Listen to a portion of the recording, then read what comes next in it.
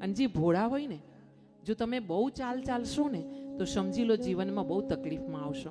હા, મારી આ વાતને ધ્યાનમાં રાખજો. હો, તમે અંતરમાં લઈને, કારણ કે તમે અને હું જે કાર્ય કરી રહી છું ને એની મને ખબર હોય કે મેં ક્યાં ભૂલ કરી છે, ક્યાં ચૂક કરી છે, ક્યાં ખોટું કર્યું છે, તમારી સાથે, મારા ભાગવત સાથે ક્યાં મેં અન્યાય કર્યો છે એ મને ખબર હોય.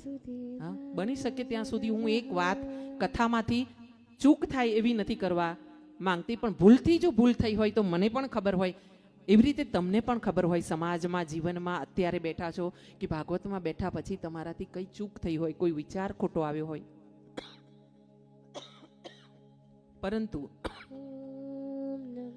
યાદ રાખજો કે તમે જો વધારે પડતી ચતુરાઈ વાપરવા જશો ને તો દુનિયા બધી તમને છોડી શકશે, માફ કરશે, પણ મારો વાલો માફ નહીં કરે.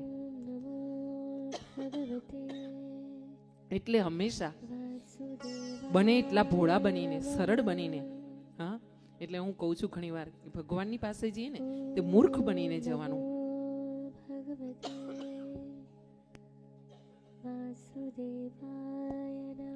ભગવાનની પાસે જ્યારે પણ મંદિરમાં જઈએ ને, કોઈ સત્સંગમાં જઈએ ને, ત્યારે આપણે છે ને હંમેશા મૂર્ખ ને અજ્ઞાની બનીને જવાનું. હા, મને કશું આવડતું નથી પ્રભુ, હું જેવો છું તું એવો તારો છું, આવી રીતે એના શરણમાં જવાનું.